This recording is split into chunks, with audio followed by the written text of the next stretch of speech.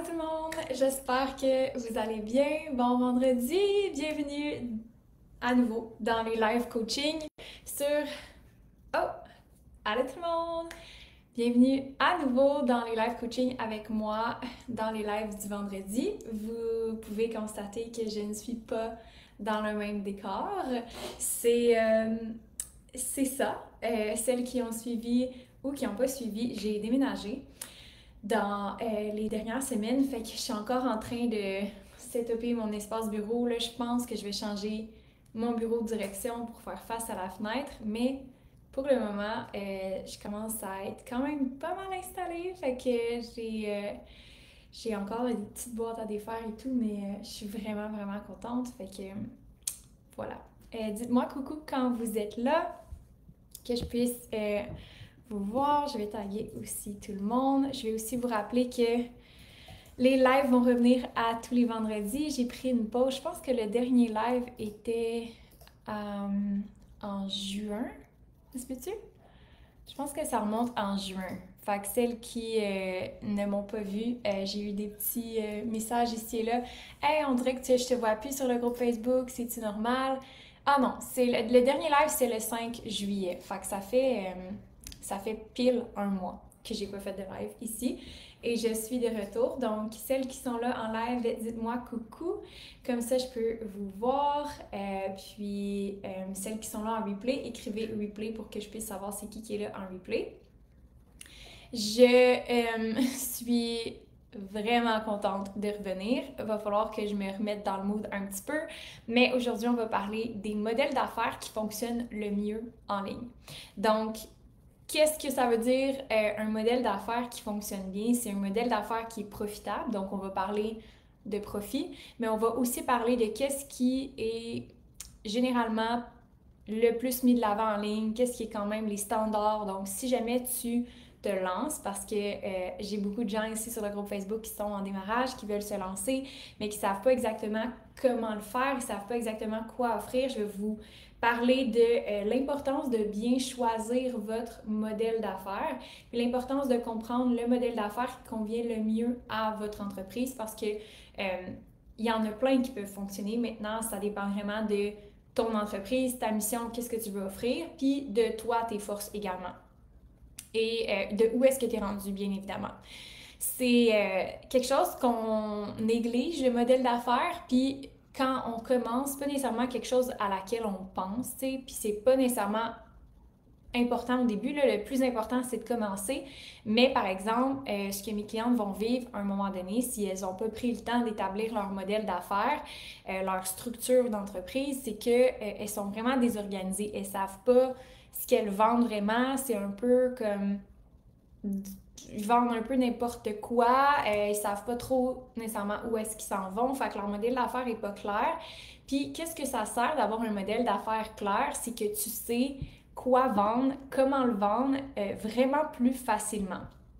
Fait que dites-moi ici en commentaire s'il y en a qui se lancent, s'il y en a qui justement sont à l'étape de se demander c'est quoi mon modèle d'affaires, c'est quoi qui marche pour moi.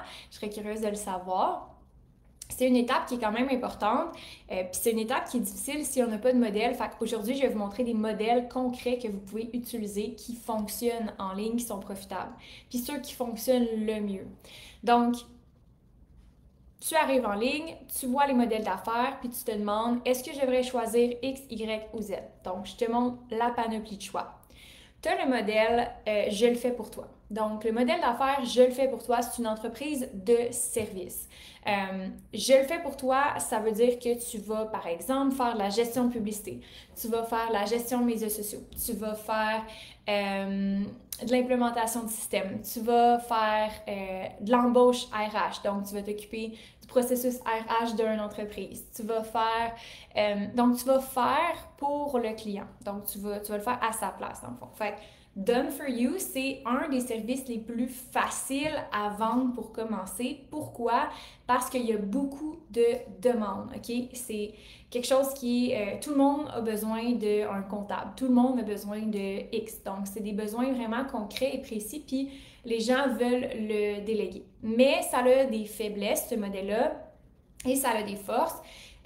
Donc, tout dépendamment de ta personnalité, je sais que pour les gens qui ont vraiment à cœur le souci du détail, qui ont de la rigueur, qui ont une belle éthique de travail, puis qui aiment être en contact avec l'humain, ça fonctionne super bien ce modèle-là parce que vous allez voir des résultats rapidement. Les clients vont vous référer, vous allez avoir beaucoup, beaucoup de bouche à oreille, puis votre entreprise va croître rapidement à cause de ça.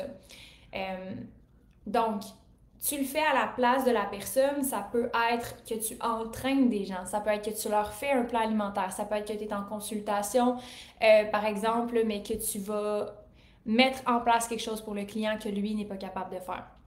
Donc, ce modèle-là, presque tous les modèles ils ont presque tous les secteurs ont une version quelconque de ce modèle-là, tu sais. Si on pense à, peut-être que vous pouvez m'écrire dans les commentaires dans quelle industrie vous êtes, celles qui sont en live, puis me faire un petit coucou en même temps. Comme ça, je peux vous donner des exemples. Mais mettons qu'on prend le domaine du bien-être. Bon, ben peut-être que tu vas faire une pratique de méditation en présentiel ou tu vas faire une pratique de méditation avec la personne en live ou alors peut-être que tu vas faire j'organise une retraite puis là je le fais avec les gens mais peut-être vraiment plus pour les gens aussi parce qu'eux vont pas l'organiser. Fait ça c'est tout un modèle qui est fait pour le client.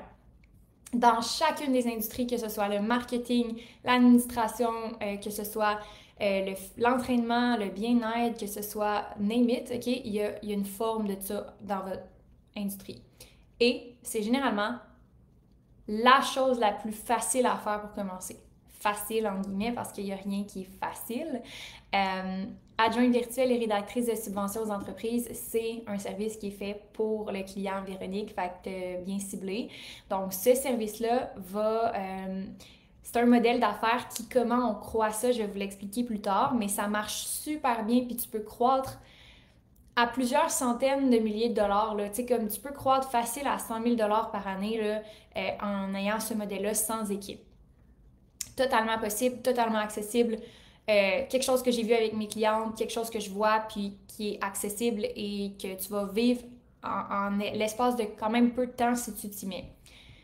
Maintenant, ce modèle-là est souvent précédé par on dit-tu précédé ou après? En tout cas, qu'est-ce qui vient après ce modèle-là généralement? Ou est-ce que les gens décident de faire autre chose après? C'est, OK, là, maintenant que je l'ai fait pour les gens, je le fais avec les gens. Donc, par exemple, que tu fais de la rédaction de subventions aux entreprises, ben tu vas peut-être accompagner les entreprises dans la rédaction de subventions. Donc, c'est un autre exemple, mais dans le même modèle, on peut faire avec le client. À ce moment-là, souvent, ce qu'on va être capable de faire, c'est de servir plus de clients. Donc, probablement que tu es rendu à ce moment-là, que tu as une capacité atteinte maximale que tu peux faire avec les clients que tu as en ce moment, puis tu as plus de demandes que d'offres. Donc, tu as plus de gens qui veulent ton service que tu peux, toi, te permettre d'offrir. Donc, tu vas aller vers un modèle qui te permet de servir plus de clients. Alors, tu vas le faire avec, mais pas pour le client. Fait que tu vas pas écrire la subvention aux entreprises, tu vas montrer aux entrepreneurs comment le faire, soit à l'aide d'une formation, soit par accompagnement, où est-ce que tu réponds aux questions ou peu importe, donc peut-être en consultation ou quoi que ce soit. Donc, à ce moment-là, tu es capable d'augmenter ton taux horaire parce que le client, il a plus d'autonomie. Ton client, il est plus autonome dans le service. Donc, c'est un petit peu différent pour ça. Et généralement, ça, c'est plus facile de croître ça parce que ton temps n'est pas nécessairement relié à plus d'argent. Tu peux faire plus d'argent sans que ça soit toujours relié à plus de temps. Fait que ça fonctionne super bien en ligne.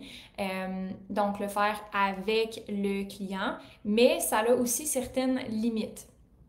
Donc, par exemple, que ton client, il y a un accompagnement, mais il y a quand même une forme de limitation au niveau du temps que peut-être tu ne peux pas avoir 4, 5, 6 entreprises en même temps qui te posent des questions ou peu importe c'est quoi le chiffre là, dans cet exemple-là, même si c'est plus facile de croître ça, en guillemets, que le modèle traditionnel où est-ce qu'on échange son temps comme de l'argent. Donc, il n'y a rien de mal à ça, by the way, comme je crois vraiment que c'est important de commencer par ça même. Mais ensuite de ça, tu as l'option de dire, je le fais, je le montre à le faire. Donc, c'est plus une question à ce moment-là d'éducation qu'une question de le faire avec le client. Donc, le client est complètement autonome. Pensez à des entreprises de formation, pensez à des entreprises aussi d'applications. Fait que là, mettons que je pousse ça très loin, mais la rédaction de subventions aux entreprises, ça serait un logiciel que le client, il passera à travers, donc un formulaire, etc. Et il y aurait une petite formation vidéo qui montrait comment faire. Il y a un petit formulaire, le formulaire se remplit automatiquement. Puis c'est juste comme ça devient un produit, OK? On productilise un service, puis ce modèle-là, c'est un modèle qui se croit presque à l'infini. Là, à ce moment-là, la plus grosse difficulté de ce modèle-là, c'est d'être rentable. Donc, c'est plus difficile d'acquérir des clients, mais c'est plus facile de croître. Donc, c'est une bataille au niveau de la croissance à ce moment-là de dire, OK, ben ça me coûte combien acquérir un client pour être en mesure de l'avoir sur ma formation ou sur mon outil qui va l'aider, mais c'est souvent quelque chose qui est plus abordable, qui est moins cher, qui est plus accessible, mais c'est plus une question de volume à ce moment-là. Donc, il faut être en mesure d'avoir du volume. Puis des fois, c'est difficile à ce moment-là d'avoir du volume parce qu'on n'a juste pas une audience, on n'a juste pas, quand on commence en tout cas.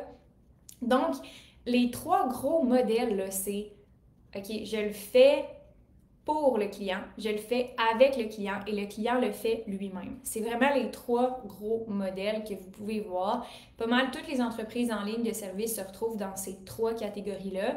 Et la troisième catégorie, ça s'en va vers un produit. Et quand on s'en va vers un produit, bien là, la stratégie devient un petit peu différente, puis on parle un peu plus de stratégie marketing à ce moment-là, puis de stratégie de croissance par autres moyens que ton temps et autres moyens que la fidélisation de la clientèle, c'est vraiment plus dans l'acquisition de clients. Véronique dit très pertinent, merci beaucoup, ça fait tellement plaisir.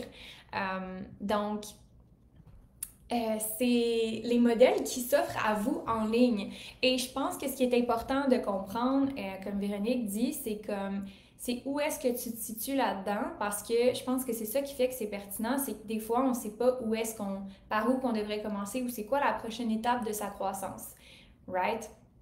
C'est quoi le next step? Est-ce que je devrais tout de suite faire pour le client? Est-ce que je devrais passer à je le fais avec le client? Il n'y a pas de bonne réponse, OK? Puis ça, c'est quelque chose que je dis tout le temps, ça dépend. Mettons que tu es une entreprise qui a déjà une plateforme, déjà une visibilité, tu as déjà une clientèle, exemple. Bien, à ce moment-là, ça va dépendre. Est-ce que toi, ton but, c'est d'avoir une équipe qui livre le service puis le fait avec le client ou le fait pour le client? Exemple, un modèle d'agence. Bien, une agence va faire le travail encore pour le client, mais sa capacité à croître n'est pas limitée au temps de l'entrepreneur parce que l'entrepreneur engage des gens pour être sous lui puis déléguer des responsabilités.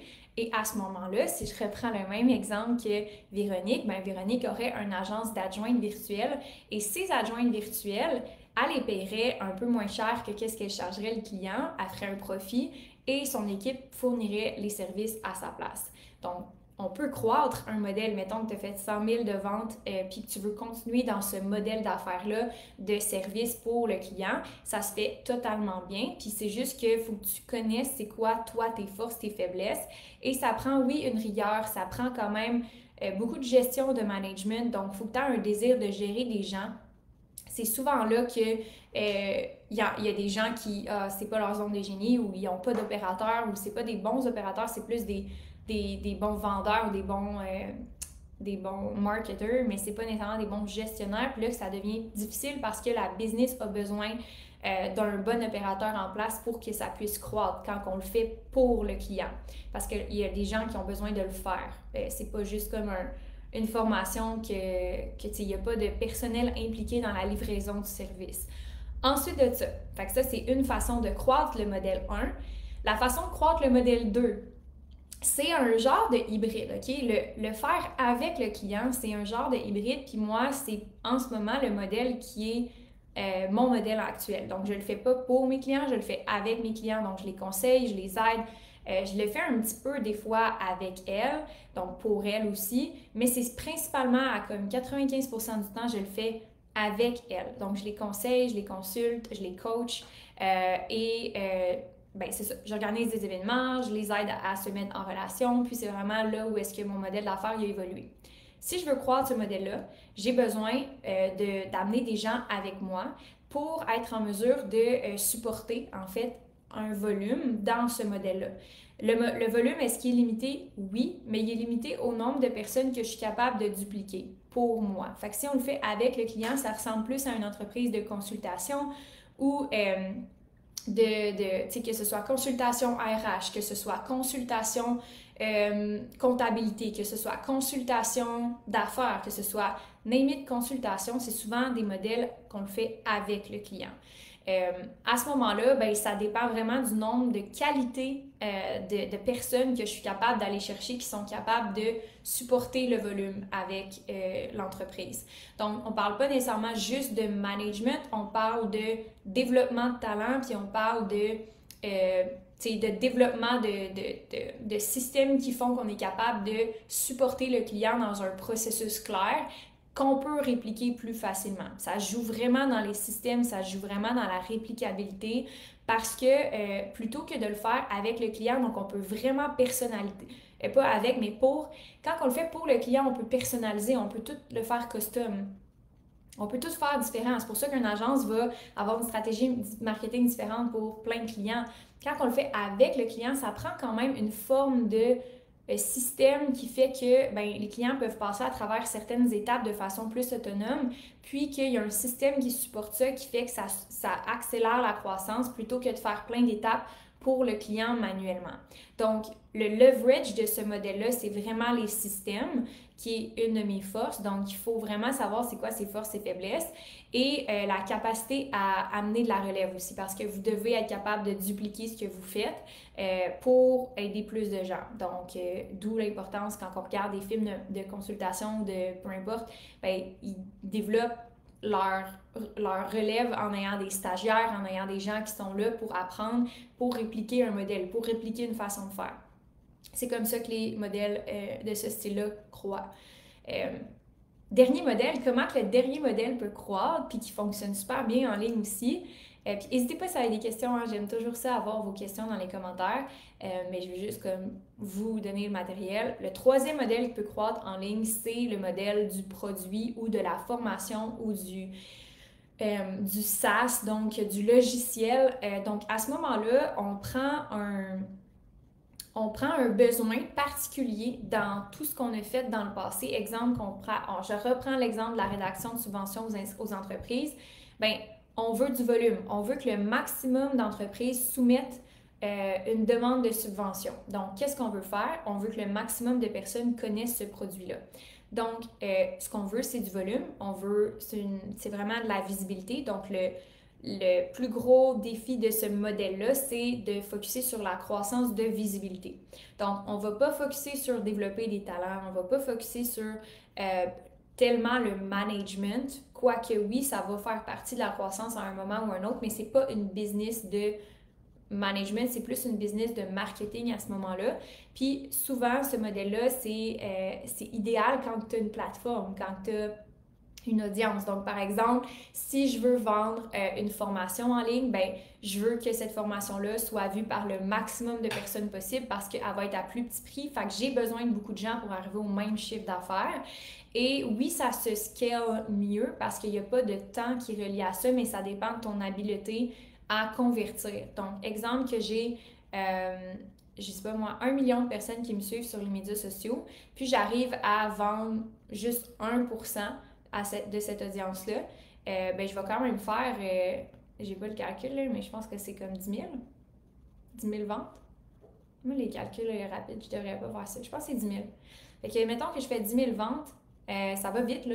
Fait que le modèle de ce style-là, c'est vraiment ta capacité à être bonne en marketing, à être bonne en visibilité, à savoir ton coût d'acquisition client et plus que tu es capable d'avoir une récurrence dans ce modèle-là, mettons que tu as un genre d'abonnement ou que tu as, par exemple, je sais pas, je vais dire Amazon, c'est un service. Fait qu'Amazon, tu t'abonnes à Amazon Prime, c'est un abonnement qui est récurrent.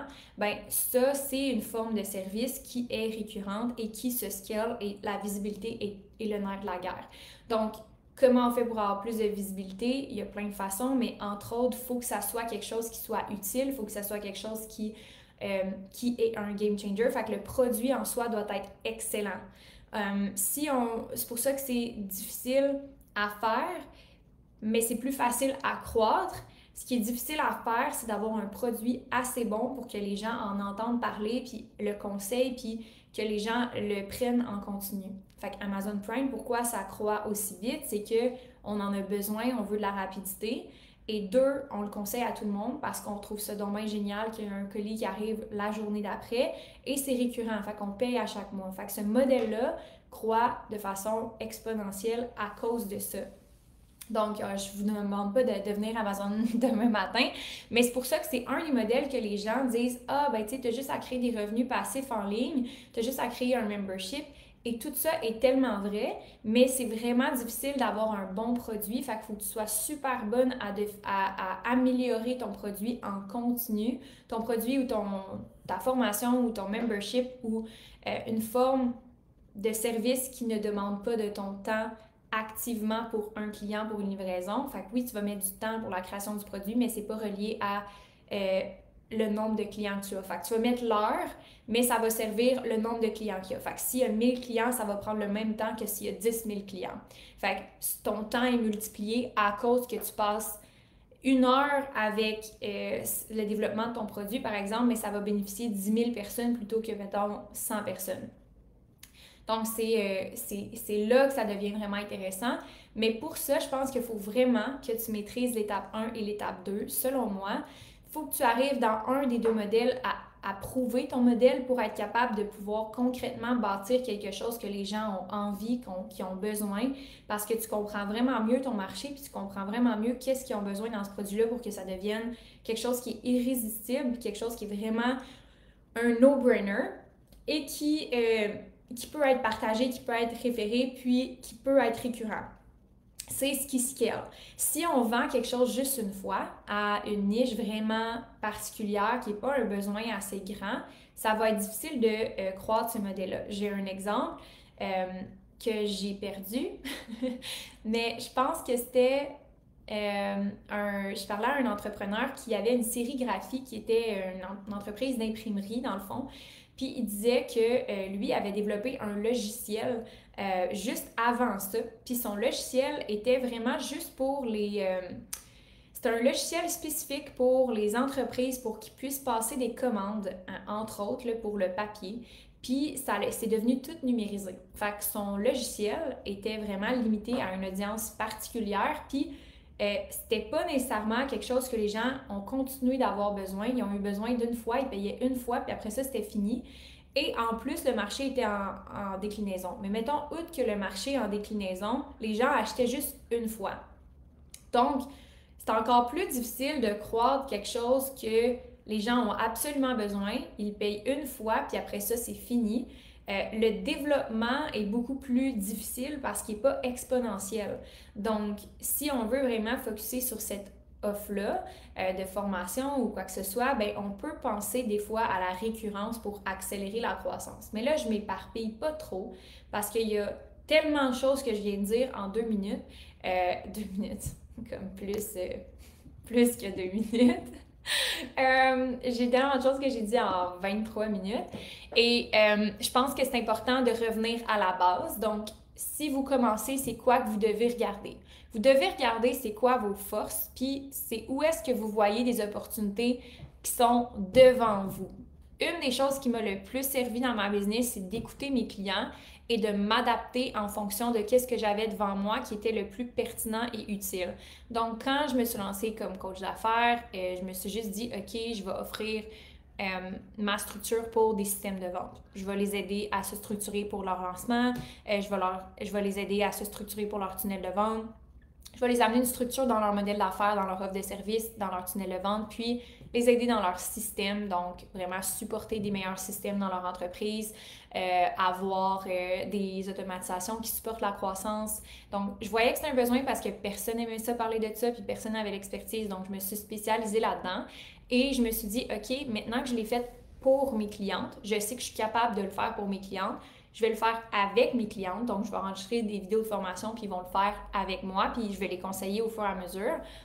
Et suite à ça est venu, OK, bien là, j'ai des envies de formation spécifiques. Fait que là, j'ai fait une formation, entre autres, en vente, qui est une formation de développement continu. J'ai pas vraiment poussé cette formation-là jusqu'à maintenant parce que je voulais surtout l'offrir à mes clientes, mais on a fait un lancement, j'ai fait à peu près 15 000 de vente pour ce lancement-là. Fait que c'était quelque chose qui était un besoin, mais c'était surtout un test que je voulais faire par rapport au modèle de formation parce que, comme j'ai expliqué, passer le modèle de fait pour toi, fait avec toi, à tu le fais toi-même, il y a vraiment plusieurs choses à maîtriser. Il y a le produit à maîtriser. Il faut vraiment trouver un produit, puis le produit de vente que j'ai sorti n'était pas totalement ce que je pense que mon audience avait le plus besoin ou qu'il y avait un assez gros volume ou que c'était vraiment là que je pensais qu'il y avait le plus de potentiel. Fait que j'ai décidé de créer l'incubateur qui est une formation pour le démarrage d'entreprise parce qu'encore une fois, ce que je me faisais toujours dire depuis 5 ans, c'est t'as-tu quelque chose pour ceux qui démarrent? T'as-tu quelque chose pour ceux qui n'ont aucune idée comme par où commencer, qui ont juste une idée? T'as-tu quelque chose pour moi, je sais pas quoi faire? Et donc, je suis allée avec qu'est-ce qu'il y avait en face de moi. OK? J'ai pas comme inventé quelque chose. J'ai pas comme ah, je vais avoir l'idée du siècle ou je vais avoir.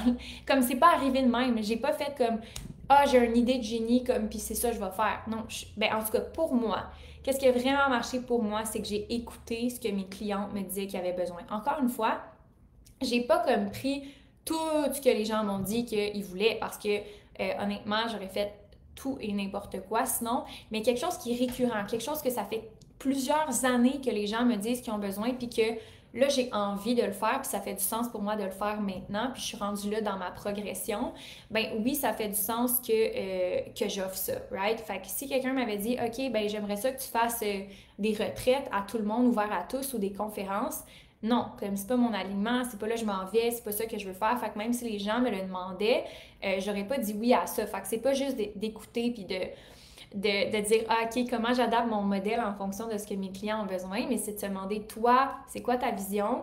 Puis est-ce que ça fit, est-ce que les besoins de tes clients fit avec la vision que tu veux avoir? Puis c'est comme ça que tu peux faire évoluer ton modèle d'affaires. Il n'y a rien de mal à commencer en quelque part. Puis je pense que je veux démocratiser le fait que la chose la plus facile pour commencer, c'est d'offrir ton temps. C'est de dire, voici ce que je peux faire pour toi. Je te donne mon temps, je le fais pour toi. Je veux 50 de l'heure. Je veux X dollars pour le projet. Donc, je vais tomber un peu plus dans la structure de paiement, mais je vous donne tellement trop de contenu en ce moment. Ce que je veux vraiment que vous ressortiez de ça, c'est que peu importe, OK, où est-ce que vous vous situez dans votre démarrage, comprendre ces principes-là, c'est juste de vous dire, ah, OK, quand je commence, c'est normal que je commence au départ. Comme, je veux juste normaliser que plus que ça va, oui, plus que c'est facile de croître quand tu arrives au produit qui est parfait, mais pour te rendre là, il y a souvent plusieurs étapes nécessaires. Fait qu'il y en a qui ne se lancent pas. Pourquoi? Parce qu'ils voient la destination finale puis ils se disent, je peux pas me rendre là. Mais comme c'est normal que tu puisses pas te rendre là, il faut que tu commences par quelque chose. Fait que si tu dis, ah, moi, je veux développer une application avec des PDF téléchargeables, puis des menus téléchargeables, puis des conseils de naturopathie, puis je veux qu'il y ait des professionnels, puis genre, tu veux toute la grosse patente qui est comme le produit, qui est la destination finale, qui, oui, est l'idéal pour croître, mettons, exponentiellement.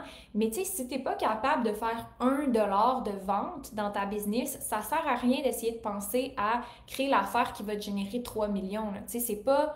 Ça sert à rien, comme c'est pas utile pour toi. Fait que c'est ça le concept de base que je veux vous enseigner parce que je sais qu'en ce moment, on est en lancement pour l'incubateur. Puis il y a plein de gens ici qui vont écouter ou qui vont écouter en replay. Et ce que je veux prendre le temps de dire, c'est que c'est une étape à la fois que vous devez y aller et vous devez faire ça de façon très intentionnel sur là, ça c'est mon étape. Là, ça va faire 5 ans, presque 6 ans que je suis en affaires full-time et je commence à créer un produit ou quelque chose qui va pouvoir se vendre plus en format volume, tu sais, faire que le client puisse le faire lui-même avec peu ou pas d'implication de mon côté. Mais je pense que j'aurais pu le faire avant, mais je veux dire, puis ça, c'est un choix personnel, mais je veux dire, ça prend plusieurs choses pour arriver à ça. Puis la première, c'est de vendre. Comme il faut que tu vendes avant de penser à faire toutes ces étapes-là, il faut que tu sois capable de juste vendre quelque chose qui a de la valeur pour quelqu'un. Et ça peut être aussi simple que je fais du ménage, je fais de la rédaction, je fais de la traduction, je trie tes courriels, ça peut être aussi simple que ça. Puis quand tu es capable de faire ça, tu es capable d'aller à l'étape d'après, l'autre étape d'après, puis de gagner de l'information, puis c'est vraiment dans l'action que tu vas être capable de faire ça. Pas en essayant d'imaginer la meilleure idée, qui, oui, théoriquement, c'est la façon de croître, mais tout le monde ne vous dise pas qu'avant de créer Amazon ou avant de créer le membership ou avant de créer la business que tu vois qui a ce produit-là qui est incroyable, ils ont fait toutes les autres étapes que je vous ai demandé, que je vous ai discuté avant, où ils ont fait les études de marché en conséquence, où ils ont fait d'autres entreprises avant qui leur a permis de gagner cette expérience-là puis cette compréhension-là. Donc, il y a tout le temps, c'est jamais un succès one shot, c'est jamais comme vous passez de zéro à l'idée globale que vous avez. Fait que d'accepter d'être débutant, c'est la meilleure chose à faire quand vous commencez parce que vous n'allez pas vous juger de commencer en quelque part. Puis ne pas se juger de commencer en quelque part, c'est le cadeau le plus beau que vous pouvez vous faire quand vous démarrez dans votre modèle d'affaires. Puis vous pouvez commencer à charger de l'heure.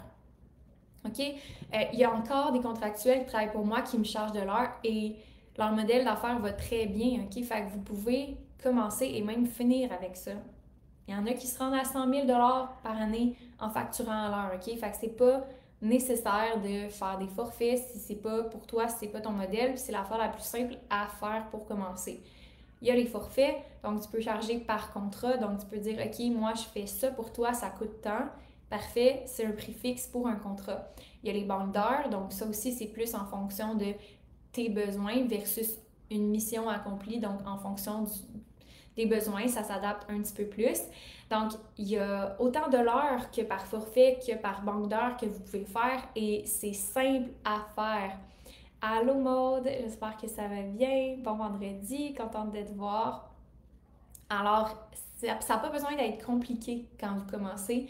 Et c'est ça que je veux vous dire, c'est que souvent, vous allez complexifier inutilement. Et c'est comme, je sais pas si vous avez déjà essayé de résoudre un problème mathématique. Moi, j'étais comme ça, en tout cas, à l'école. Puis, il y avait la méthode à faire, OK? Puis moi, qui ne faisais jamais la méthode à faire, puis qui essayait d'arriver à une réponse par un chemin vraiment plus long, parce que je me rappelais plus de la méthode pour le faire, mais ça c'est moi. Mais s'il y a une méthode pour le faire, c'est qu'il y a une raison derrière ça, c'est qu'il y a des gens qui l'ont fait avant puis qui ont jugé que ça c'était plus facile, puis ça c'était le chemin logique, puis que ça réduisait le risque d'erreur, puis que ça faisait en sorte que c'était plus facile. C'est ça les mathématiques, right?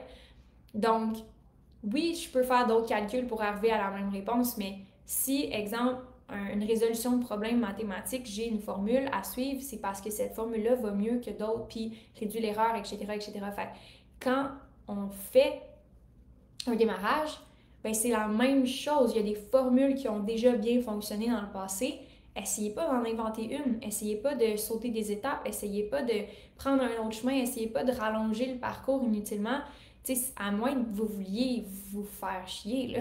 Comme, à moins que vous vouliez perdre votre temps, tu sais, comme be my guest. Mais je pense pas que vous êtes ici pour perdre votre temps. En tout cas, pas moi. Mais tout ça pour vous dire que je voulais vous présenter les modèles dans l'ordre aussi qui fonctionnent le mieux, puis des exemples concrets que vous pouvez appliquer parce que je veux que vous compreniez que oui, il y a des étapes à toute chose. Et quand vous démarrez, commencez par l'étape 1, ça va être vraiment plus facile de juste commencer à facturer, faire vos premiers milliers de dollars en ligne. C'est d'ailleurs ce que je propose dans la formation incubateur. dans la formation incubateur, vous allez apprendre à faire vos premiers milliers de dollars en ligne sans risque, OK? Sans investir dans une grosse plateforme qui va vous coûter 10 000 sans investir dans un site web qui va vous en coûter 5 000 sans passer votre vie à créer un produit puis finalement faire zéro vente. Parce que dans le Silicon Valley ou les entreprises en Californie, c'est du capital de risque, OK? Fait que c'est quoi du capital de risque? C'est que moi, j'ai une bonne idée. Maude, je me lance. Yay! Trop hâte! On commence bientôt, là, les inscriptions vont ouvrir demain. J'ai vraiment, vraiment hâte. La Silicon Valley, là, le principe, c'est du capital de risque. Fait que moi, j'ai une idée. J'ai une idée d'un logiciel que je trouve le fun. Fait que je me lance, je fais comme, OK, je vais voir mon oncle, je vais voir ma tante, je vais voir des gens qui ont de l'argent, puis je dis, OK, donnez-moi de l'argent. Mais j'ai pas de produit, j'ai pas rien, OK? J'ai zéro. Fait que là, je vais chercher de l'argent, je vais chercher de l'argent, je vais chercher de l'argent.